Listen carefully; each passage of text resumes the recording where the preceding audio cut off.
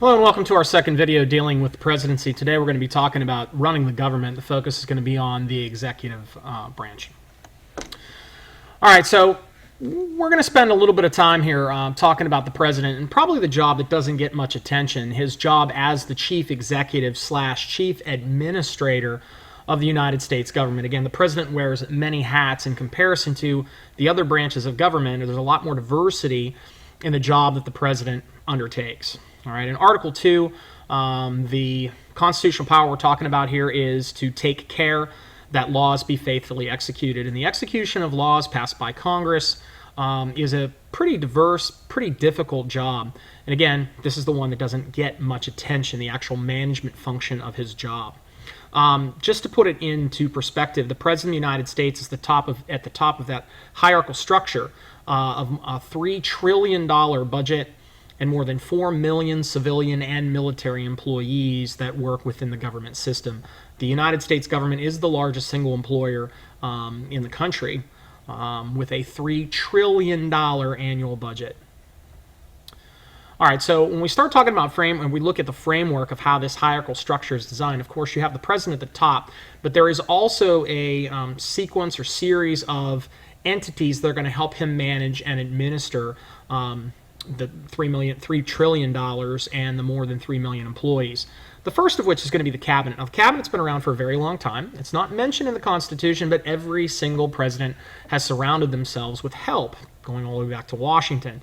At that point, there were only three positions in terms of cabinet departments like we view them today: the Secretary of War, State, and Treasury, and then we had an Attorney General who was going to manage that brand new federal court system. Again, today the size and scope of our government is so large that the original intent, Washington's intent with this cabinet, was yes, to have some men administering these different parts of the executive branch, but also to be a sounding board and to serve as kind of advisors for the president. Now, again, the government has grown and we've changed, whereas these leaders in the federal bureaucracy, which we'll be talking about next, are not necessarily advisors. They're more or less administrators for these huge departments with these large budgets and these very large responsibilities.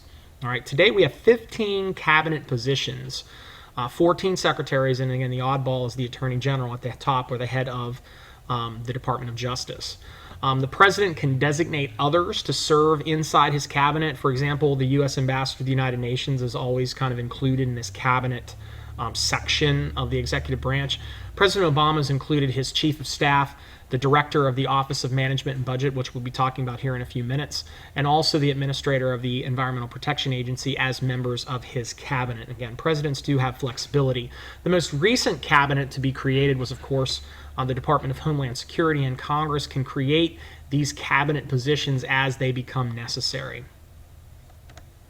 Here is, and again, I know this is a full slide, here's a snapshot, and again, if you want to take a click around here, these are going to be linked on the PowerPoint. All of the different departments and their heads, from the Department of the State all the way down to the Department of Education and the Department of Veterans Affairs. So here are the 15 different cabinet departments, and I think most of you are familiar with the majority of these. Make sure to take a minute and browse.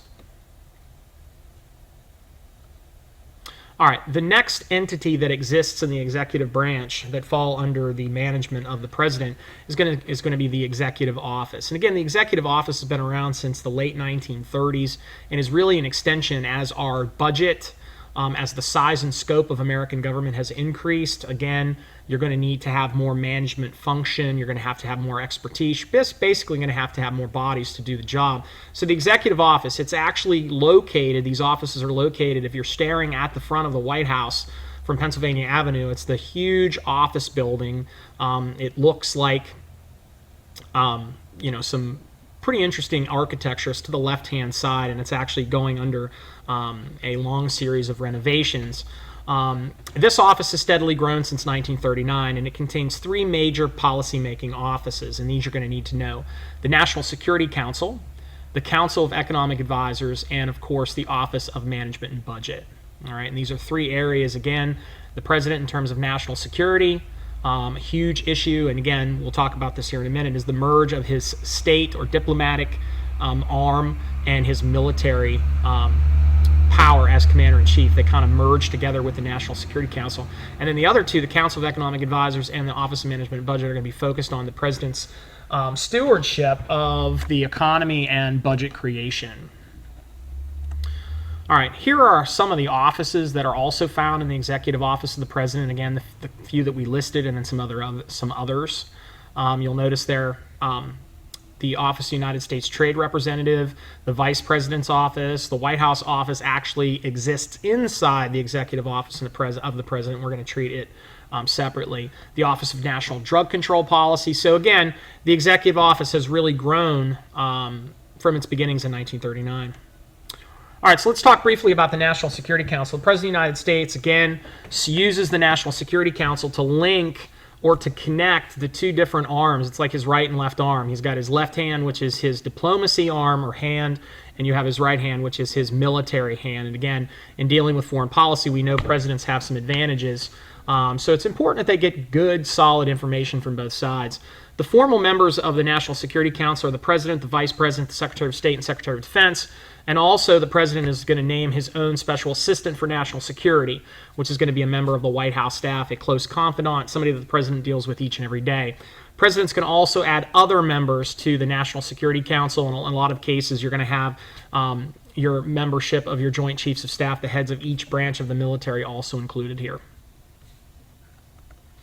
All right, the second office we're going to look at in the Executive Office of the President is the Council of Economic Advisors. This is a three-member office, or it's headed by three members. And they're going to give the principal economic information to the President. They create an annual report called the Economic Report of the President, and that's going to include kind of their views or their forecasts for the future.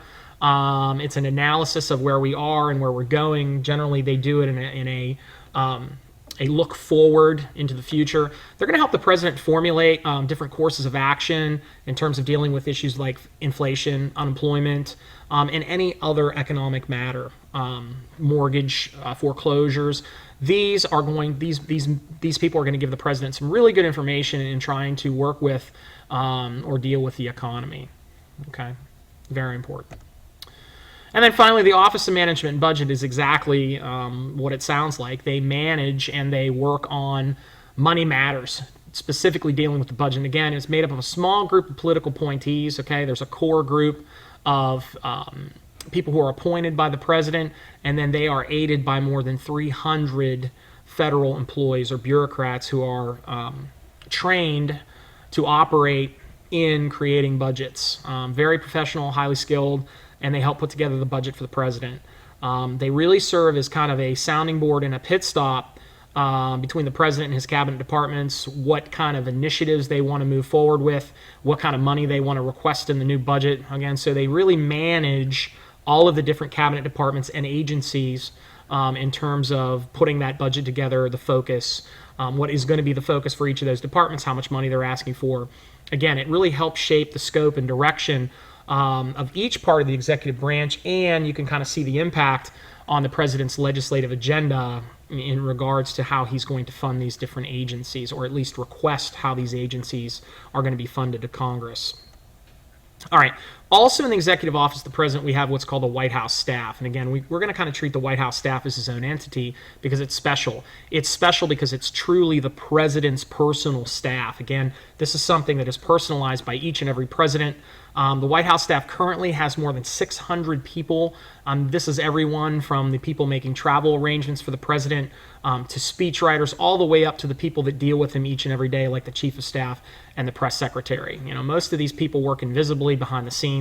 But again, this is where the President puts his most loyal, the people that he wants to get advice from. These are not appointed positions. These are positions the President can choose. These are positions he totally controls, and they basically elicit total loyalty to the President.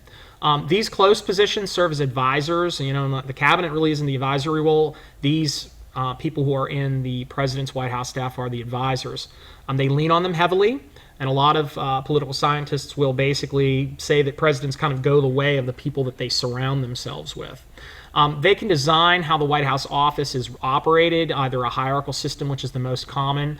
They could use a wheel and spoke system where pretty much like John F. Kennedy balanced all of his advisors against or equally working towards making a decision. Clinton was a details-oriented guy who was going to elicit a lot of questions and bring in a lot of experts.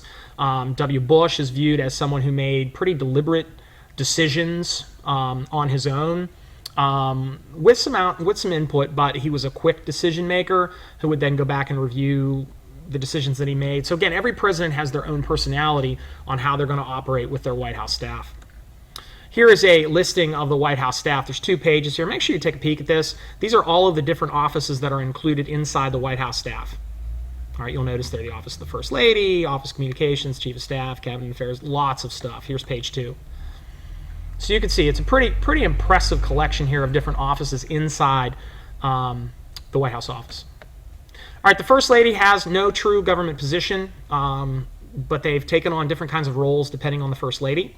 They generally pick a focus for their time in office. You know, Michelle Obama is all about health, healthy eating, trying to combat obesity. Hillary Clinton, definitely viewed as the most active and visible first ladies in terms of politics and policy, and her husband actually put her at the front and let her lead his failed healthcare reform plan. Okay, great. Thanks for joining me for this quick discussion of the executive branch and some of the mechanisms inside that help the president operate and run the executive branch. Make sure you fill out the Google form. Thanks.